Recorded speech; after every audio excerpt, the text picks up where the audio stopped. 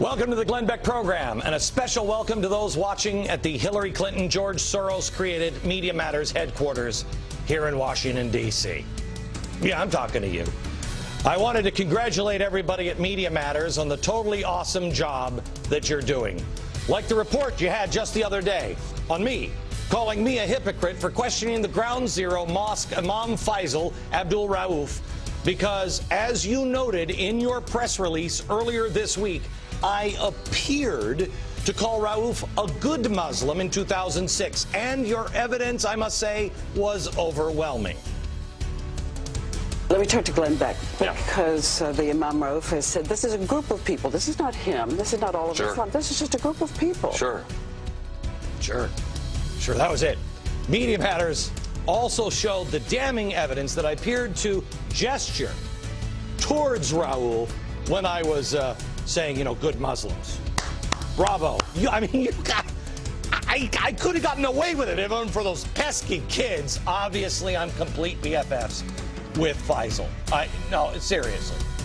But speaking of pesky, facts sometimes are pesky, Media Matters, especially when you work where you work, getting the George Soros money.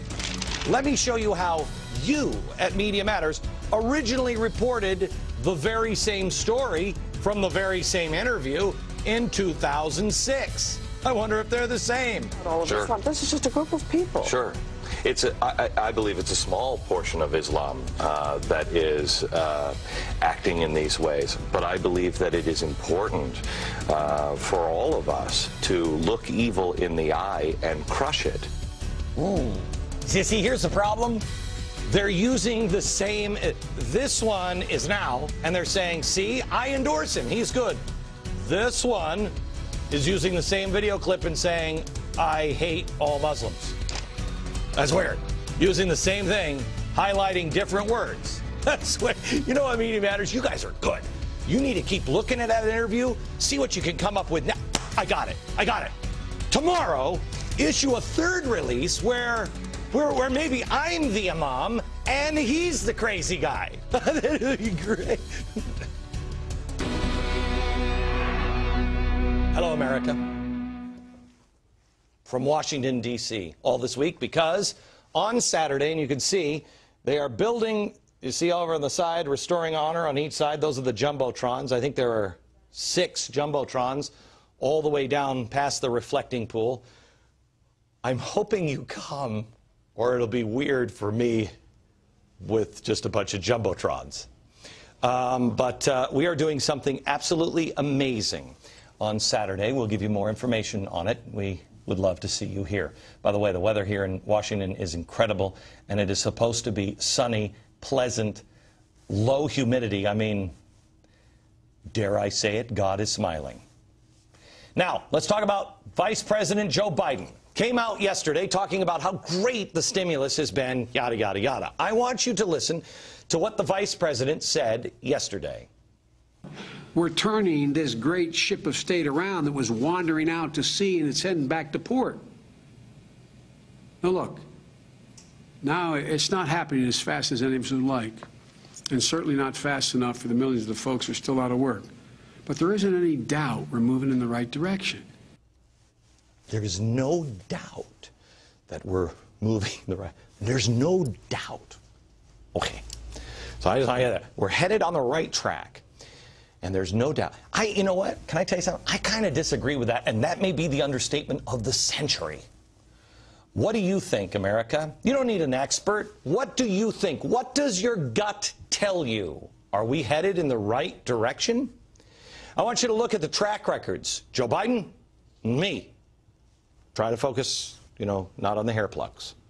Who's been more accurate? I don't think you need my opinion or Joe Biden's opinion. You can just read the newspaper. Yes, they still print them, believe it or not. Do you remember the Hindenburg omen that I told you about, what was it, a couple of weeks ago? 2 weeks ago, we talked to you about it. It's a technical indicator that measures several economic factors and helps foreshadow stock market crashes. You know, like 1929, the Hindenburg. When it's triggered, a market crash happens 77% of the time. Well, we told you that it was triggered 2 weeks ago. Unfortunately, it was just triggered again last Friday and almost triggered a third time last Thursday. So let's recap, Mr. Vice President. When the Hindenburg omen is in play, this is what usually happens. Oh, the humanity! And just to be clear, in case he doesn't know, it wasn't supposed to burst in flames. This isn't good. Not the right direction. Oh, and by the way, the guy who created the Hindenburg omen, he knows what direction to head to. The exits. Quote, I'm taking it seriously and I'm fully out of the market now. I probably would have stayed in until the beginning of September, depending on the indicators and how they varied. That was my basic plan until the Hindenburg came along. Uh-oh. Oh, the humanity. CNBC economic expert also warning now the floor is about to drop out on the stock market. Financial expert Charles Nenner predicted the Dow will drop to 5,000 in the next 2.5 years. Here's what he said. If I project from the last low in February '09, I get down to 5,000 on the next Dow move. My cycles show that there is some pressure now that we can see for a couple of months, but then the yield should go lower for the next 3-4 years again. CNBC also reported that the U.S. economy is not in a recession. They're making the case now that we are actually smack in the middle of a 1930s style economy. 1930s, Wait a minute, that wasn't good. They showed how a positive GDP outlook and how other moldy, hopeful signs that the press eagerly latching onto are causing many to turn a blind eye. Blind eye? Who's been saying that people have been turning a blind... Oh.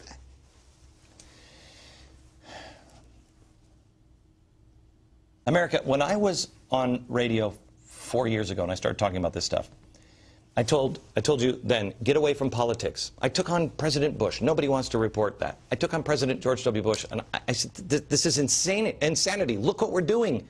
Look what's happening. That didn't help on talk radio ratings, you know, because they're all zombies. They all just wanted to be on, but it didn't help. Then, to make it even better, I started saying, when the Dow hadn't even hit 14,000 yet, get out of the stock market. The economy is bogus. I lost listeners, I lost stations, I lost money for saying it. Why would I do it? Because I believed it to be true. Just a couple of years ago, when the stock market started to tank, I came in with more cheerful news and said, it ain't done. Listen. By the way, I don't think this is the bottom. I have changed that, and God help us all, I believe 5,000 is more likely, and it may be below that. We are headed for dangerous times. And this is the perfect storm that I have been warning about. Guys, look, I can see things over the horizon, and I hope I'm wrong, but I can see them over the horizon, but it's all flat to me. I have no idea when it's coming. It could be a month from now. It could be 5 years from now. I don't know. But the piper is going to have to be paid. So I said that about 5,000. Now CNBC is saying, oh, gee, we might hit 5,000. A year later, I warned about what also was headed our way. I say that with knowledge of what is coming. And what is coming is a depression. If you let things fail, a depression is coming. Okay. Why did I say that? Notice that last sentence. If you let things fail, a depression is coming. Why did I say that? I was saying, don't just say, hey, we can't bail things out. We can't bail things out. Let them fail. No, no, no. I said at the time, let things fail with full knowledge that it means a depression, but you'll never get out. It will be worse if you don't. Finally, I showed you the comparisons to the 1930s just recently.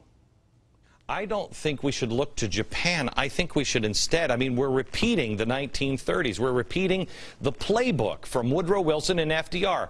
So if we're doing exactly the same thing, wouldn't we get exactly the same results? let me show you the results from the 1930s, and you compare it. Take Japan off. Isn't that more in line? That's the Great Depression. Okay. I know it is popular and easy to make fun of me. I mean, look at me. And I'm Mr. Doom and Gloom. I mean, my wife, honestly, at a friend's 40th birthday party, she actually told me before I got there, don't make anybody cry. Okay, all right. When all the women went downstairs, it ended with a bunch of guys from the stock market. She came up and we were all sitting on the dining room floor, and many of the men were crying, but that's a different story. Maybe a miracle will happen, and I'm wrong, and I hope I am. I don't win in this either. We're all broke. But when you actually look at the facts of what we're doing and what is happening, I'm sorry, but it is pretty darn near impossible to come to any other conclusion that at least, at bare minimum, you should consider it a pretty good possibility. Not a mortal lock, but a possibility. Remember, Joe Biden says, no doubt we're headed in the right direction on the economy. Well, we're just getting started with the news of the day. How about this one? Unemployment, 9.6%. We told you the real unemployment number is 16.5 for July. Government, the federal government, now is on track for the second largest budget shortfall in 65 years. 9.1 of GDP. And in 31 months, Congress has added more than $4.4 trillion to the 10-year spending baseline. Who's going to lend us more money? Equity trading activity on this August is on pace to be the slowest since '99. It's normally slow in August, but having a slow year compared to recent years, not that unusual. But when you got to go back to '99, remember '99, people weren't trading from their laptops at home. eBay, you know, the baby, wasn't on the BlackBerry firing off transactions in '99. So, to be that bad with all of today's technological advances might be a little alarming for some. Here's a piece of good news that the press would like to report. Gas prices are dropping. Good for you. Well, it is good for your wallet if you want to go someplace. But why? Why are they dropping? That's the question. National average is at $2.70 a gallon. Why is it dropping? It has dropped 4 cents in the past week. Why is it dropping? In a robust economy, prices don't usually start falling until, I don't know, Labor Day. Labor Day? Why Labor Day? Remember in the summer months? Do you remember when George Bush was in office and we were headed into the spring and gas prices were going up? Everybody in the media said, oh my gosh, do you know what it's going to be like in summer? Why? Because people are on vacation. They're traveling. They're in their cars. They're doing much. That's why. There's also the summer blends. They charge more. There's a bigger demand. So why in the summer months are prices dropping? Because people aren't going on vacations. They're not driving. They aren't doing unnecessary things because they don't have the money or they're afraid to spend it. Why? Because of me or because what's in your gut, America? Is this the right direction? If it is, know why you believe it. How about commercial real estate? This is the other shoe I have warned you was going to drop. Watch. Me personally, I think all this glee on, oh my gosh, we're almost through this is ridiculous because we haven't even hit the commercial real estate or the credit card bubble, which both of them are coming to a theater and an economy near you. Yeah. Here's the latest news. Some of the largest commercial property owners are defaulting on debts and giving up buildings that are upside down because, quote, it makes good business sense. Mr. Vice President, when the best business decision available is to default on your business property, is that the right direction? And how about home sales? I love this. You pull in on this. I want to show you this. Show the chart first. Can you bring the chart up? Show the chart. Do you have it? There it is. Okay, that's the chart. Existing home sales. Now let me show you. Bring it on this chart. Let me show you this. Here's the chart. This is the top of the market when everybody was like, that evil George Bush, I bought too much of a house. Okay, right up here. Started to fall. Here's where the buyer home tax credit starts in this box, and here we are today. Now, what everybody's saying is, hey, this is only happening because we stopped giving people money. Right.